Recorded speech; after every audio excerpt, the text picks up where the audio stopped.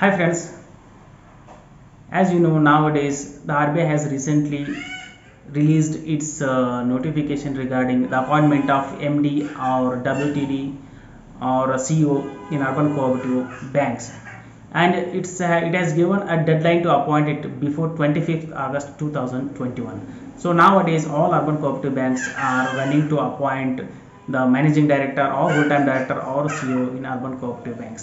Now I have made a little attempt to explain it briefly about the appointment of MDs in urban cooperative banks. So now let us deal with it.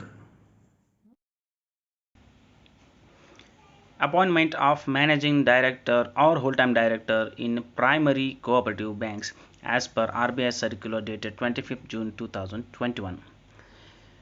Primary urban ಬ್ಯಾಂಕಿನಲ್ಲಿ managing director ಅನ್ನು appoint ಮಾಡ್ಕೋಬೇಕಾದ್ರೆ ಏನೇನು ಪ್ರೊಸೀಜರ್ಗಳು ಬರುತ್ತೆ, ಏನೇನು process ಇದೆ ಅಂತ ನಿಮಗೆ ಈಗ ಒಂದೊಂದು ಸ್ಲೈಡ್ಗಳ ಮುಖಾಂತರ ತಿಳಿಸ್ತಾ ಹೋಗ್ತೀನಿ.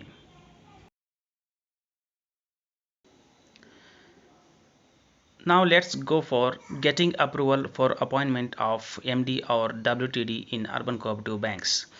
Urban cooperative banks having deposit size of less than rupees 100 crores as per preceding year's audited balance sheet are not required to obtain prior approval from RBI. They have to formulate board approval policy as per RBI's circular directions. ಅಂದರೆ ಇಲ್ಲಿ urban banks 100 ಕೋಟಿಗಿಂತ ಕಡಿಮೆ deposit ಹೊಂದಿರತಕ್ಕಂಥ urban ಬ್ಯಾಂಕ್ಗಳು RBIದಿಂದ ಮುಂಚಿತವಾಗಿ approval ತಗೋ ಅವಶ್ಯಕತೆ ಇರುವುದಿಲ್ಲ. ಅವರು ಮೊದಲು ತಮ್ಮ ಬೋರ್ಡ್ ಆಫ್ ಡೈರೆಕ್ಟರ್ಶಿಪ್ ಬೋರ್ಡಲ್ಲಿ ಮೊದಲು ಅಪ್ರೂವಲ್ ಪಾಲಿಸಿಯನ್ನು ರೆಡಿ ಮಾಡಿಕೊಂಡು ಅದು RBI ಸರ್ಕ್ಯುಲರ್ ಪ್ರಕಾರ ready ಮಾಡಿಕೊಳ್ಬೇಕಾಗತ್ತೆ. After the appointment, they shall immediately report to RBI regional office. So 100 ಕೋಟಿ ಒಳಗಡೆ ಡೆಪಾಸಿಟ್ ಹೊಂದಿರತಕ್ಕಂಥ ಅರ್ಬನ್ ಬ್ಯಾಂಕುಗಳು MDನ ಅಪಾಯಿಂಟ್ಮೆಂಟ್ ಮಾಡಿಕೊಂಡ ತಕ್ಷಣ ಅದನ್ನು RBIಗೆ ರೀಜನಲ್ ಆಫೀಸ್ಗೆ ತಿಳಿಸಬೇಕಾಗುತ್ತೆ. Urban cooperative banks having deposit size of rupees 100 crores to below 1000 crores need to submit the proposal for appointment of MD with supporting documents to RBI regional office. ಇದೇ ಥರ urban bank 100ರಿಂದ 1000 ಕೋಟಿವರೆಗೆ deposit ಹೊಂದಿರತಕ್ಕಂಥವು ಅವು reserve ಬ್ಯಾಂಕಿಗೆ ಮುಂಚೆನೇ ಎಲ್ಲ ಅವಶ್ಯಕತೆ ಇರುವ ಡಾಕ್ಯುಮೆಂಟ್ಸನ್ನು submit ಮಾಡಿ ಅಪ್ರೂವಲ್ಗೆ ಕಳಿಸಬೇಕಾಗುತ್ತದೆ. Urban cooperative banks having deposit size of rupees 1000 crores and above needs to get approval from RBI Department of Regulation, Central Office, Mumbai. Here, RBI holds the right to seek any additional information or documents for its approval process. So ಇದೇ ಥರ urban cooperative banks 1000 ಕೋಟಿ ಹಾಗೂ ಮೇಲ್ಪಟ್ಟು deposit ಹೊಂದಿರುವಂಥವು ಅವು ಇದೇ ಥರ RBIಗೆ ಅಪ್ರೂವಲನ್ನು ಕಳಿಸಬೇಕಾಗುತ್ತೆ. ಇಲ್ಲಿ approval ಸಮಯದಲ್ಲಿ RBI ಎಲ್ಲ ರೀತಿಯ ಮಾಹಿತಿಯನ್ನು ಕೇಳುವ ಹಕ್ಕನ್ನು ಹೊಂದಿರುತ್ತದೆ. Those urban cooperative banks which have already appointed MD with prior approval of RBI may continue the same person till completion of his or her tenure or for a period of 3 years from the date of initial appointment, whichever is earlier. After this, urban cooperative banks needs to appoint MD or WTD as per the latest RBI directions. So ಇದೇನು reserve ಬ್ಯಾಂಕಿನ order circular ಬಂತಲ್ಲ, so ಇದಕ್ಕಿಂತ ಮುಂಚೆ ಕೆಲವೊಂದು urban ಬ್ಯಾಂಕಲ್ಲಿ MDನ appoint ಮಾಡ್ಕೊಂಡಿರ್ತಾರೆ.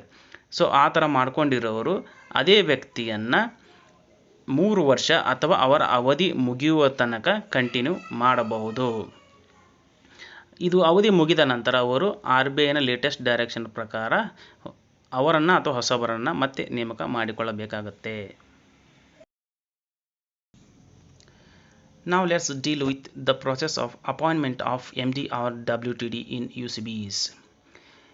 MD or WTD needs to be appointed by the UCB's Board of Directors with approval from RBI before 25th August 2021. For this, Board of Directors has to form Nomination and Remuneration Committee NRC consisting of 3 directors among the Board of Directors. So ಇಲ್ಲಿ ಈ MDನ appoint ಮಾಡ್ಕೋಬೇಕಾದ್ರೆ ಏನು process ಶುರು ಆಗುತ್ತೆ ಅನ್ನೋದನ್ನು ತಿಳ್ಕೊಳ್ಳೋಣ. ಮೊದಲು MDನ ಅಪಾಯಿಂಟ್ಮೆಂಟನ್ನು board of directors ಮಾಡ್ಕೊಳ್ಬೇಕಾಗತ್ತೆ. ಅದರ ಕೊನೆಯ ದಿನಾಂಕ ಇರುವುದು 25 ಆಗಸ್ಟ್ 2021. ಬೋರ್ಡ್ ಆಫ್ ಡೈರೆಕ್ಟರ್ಸ್ ಇಲ್ಲಿ NRC ಅನ್ನೋ ಕಮಿಟಿಯನ್ನು ಫಾರ್ಮ್ ಮಾಡಬೇಕಾಗತ್ತೆ. ಈ ಕಮಿಟಿಯಲ್ಲಿ 3 ಜನ ಸದ್ಯ ಇರುವಂಥ ಡೈರೆಕ್ಟರ್ಸ್ಗಳನ್ನು ನೇಮಕ ಮಾಡಬೇಕಾಗತ್ತೆ. Here, NRC has to study cost-income ratio to maintain sound capital adequacy in respect of fixing remuneration to MD or WTD, and it has to observe fit and proper criteria of the person to be appointed as MD or WTD, and proceed for the selection process of MD or WTD. ಇಲ್ಲಿ form ಮಾಡಿದಂಥ NRC committee ಅದು caste income ರೇಷಿಯೋನ analyse ಮಾಡಬೇಕಾಗತ್ತೆ. So ಅದು urban ಬ್ಯಾಂಕಿಗೆ ಯಾವುದೇ ರೀತಿಯ ಹೆಚ್ಚಿನ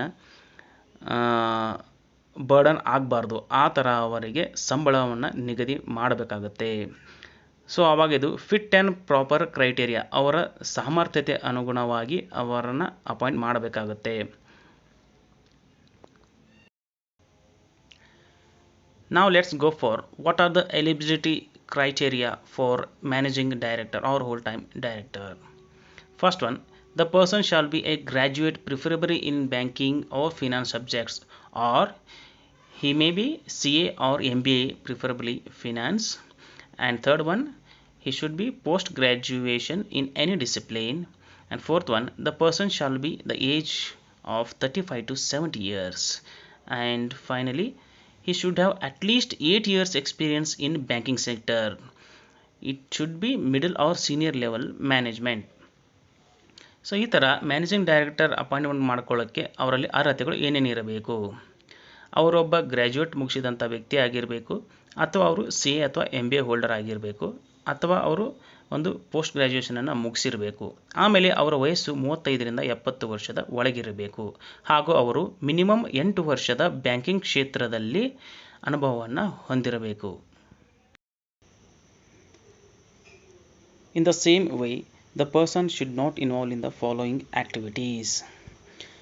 He should not be engaged in any other business or vocation.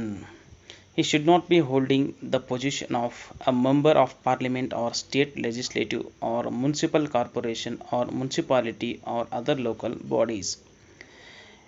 He should not be a director of any company other than a company registered under Section 8 of the Companies Act 2013.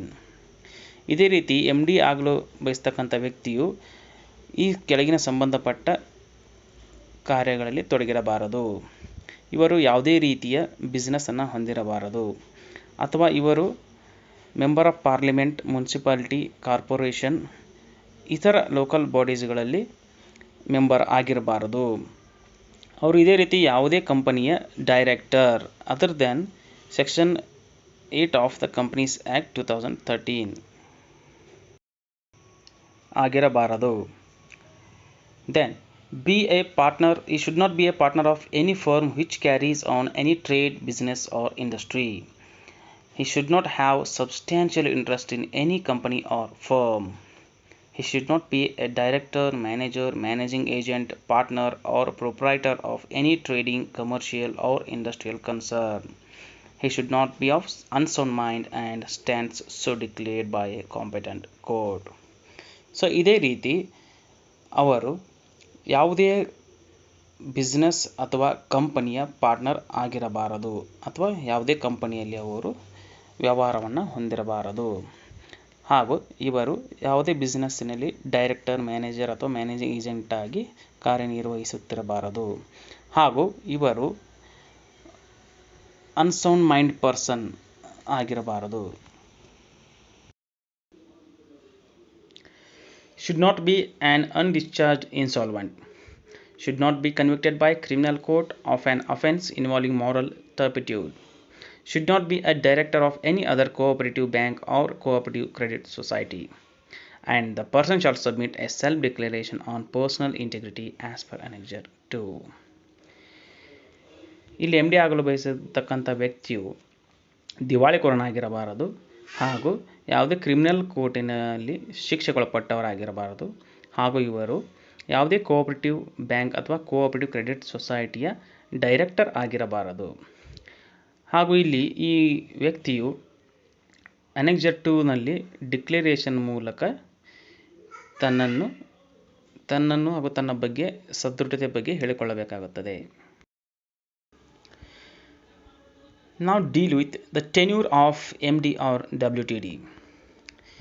Tenure shall not be a period more than 5 years and a minimum of 3 years at the time of first appointment, and it can be continued for 15 years with the RBI approval. After 3 years of cooling period, the same person can be appointed as MD. But in this cooling period, he should not be directly or indirectly deal with UCBs. This cooling period applies after completion of 15 years by same person. ಈ ಥರ ಈಗ ನಾವು MDನ ಕಾರ್ಯಾವಧಿ ಅವರು ಎಷ್ಟು ವರ್ಷಗಳವರೆಗೆ appoint ಮಾಡ್ಕೋಬೇಕು ಅನ್ನೋದ್ರ ಬಗ್ಗೆ ತಿಳಿದುಕೊಳ್ಳೋಣ. ಇಲ್ಲಿ MD ಅಪಾಯಿಂಟ್ ಮಾಡಿಕೊಳ್ಳುವ ಕಾರ್ಯಾವಧಿಯು ಜಾಸ್ತಿ 5 ವರ್ಷ ಹಾಗೂ ಕಡಿಮೆ ಅಂದರೆ 3 ವರ್ಷ ಇರುತ್ತದೆ. ಹಾಗೂ ಇಲ್ಲಿ ಒಂದೇ ವ್ಯಕ್ತಿಯನ್ನು 15 ವರ್ಷಗಳವರೆಗೆ ನಾವು ಕಂಟಿನ್ಯೂ ಮಾಡಬಹುದು. 15 ವರ್ಷ ಆದ ನಂತರ 3 ವರ್ಷ ಕೂಲಿಂಗ್ ಪೀರಿಯಡ್ ಬಿಟ್ಟು ಆತನನ್ನು ಮತ್ತೆ ಬೇಕಾದರೆ ರೀಅಪಾಯಿಂಟ್ ಮಾಡಿಕೊಳ್ಳಬಹುದು. ಇಲ್ಲಿ ಕೂಲಿಂಗ್ ಪೀರಿಯಡಲ್ಲಿ ಅವರು ಬ್ಯಾಂಕಿಗೆ ಯಾವುದೇ ರೀತಿಯ ಸಂಪರ್ಕವನ್ನು ಹೊಂದಿರಬಾರದು. Now let us know the termination of MD or WTD. To terminate managing director or whole-time director before expiry of tenure, board of directors shall seek prior approval of RBI by submitting detailed reasons with supporting documents. ಇಲ್ಲಿ ನಾವು MD ಅಥವಾ WT whole-time directorನ್ನು ಕೆಲಸದಿಂದ ತೆಗೆದು ಹಾಕಬೇಕಾದ್ರೆ ಮೊದಲು ನಾವು reserve ಬ್ಯಾಂಕಿಗೆ ಅಧಿಕೃತವಾದ ಮಾಹಿತಿಯನ್ನು ತಿಳಿಸಬೇಕಾಗುತ್ತದೆ ಹಾಗೂ ಅದಕ್ಕೆ ಸಂಬಂಧಪಟ್ಟ ಎಲ್ಲ ದಾಖಲಾತಿಗಳನ್ನು ಕಳಿಸಿಕೊಡಬೇಕಾಗುತ್ತದೆ. ಹಾಗೂ ಅಲ್ಲಿಂದ RBIದಿಂದ ಆರ್ಡರ್ ಬಂದ ಮೇಲೆ ನಾವು ಅವನ್ನ ತೆಗೆದುಹಾಕಬೇಕಾಗುತ್ತದೆ.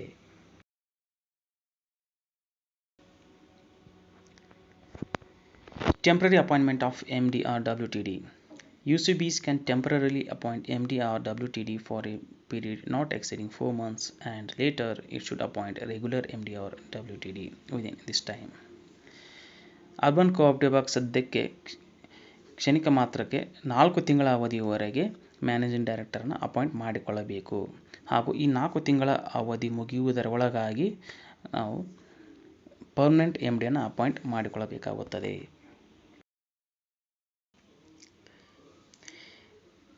ನಿಮಗೆ ನನ್ನ ಈ ವಿಡಿಯೋ ಇಷ್ಟ ಆದಲ್ಲಿ ದಯವಿಟ್ಟು ಶೇರ್ ಮಾಡಿ, ಹಾಗೂ ಏನಾದರೂ ಹೇಳೋದು ಕೇಳೋದಿದ್ದರೆ ಕಮೆಂಟ್ ಬಾಕ್ಸಲ್ಲಿ ಮೆನ್ಷನ್ ಮಾಡಿ, ಹಾಗೂ ನಿಮಗೆ ಇಷ್ಟವಾದಲ್ಲಿ ಸಬ್ಸ್ಕ್ರೈಬ್ ಮಾಡಿ. ಧನ್ಯವಾದಗಳು.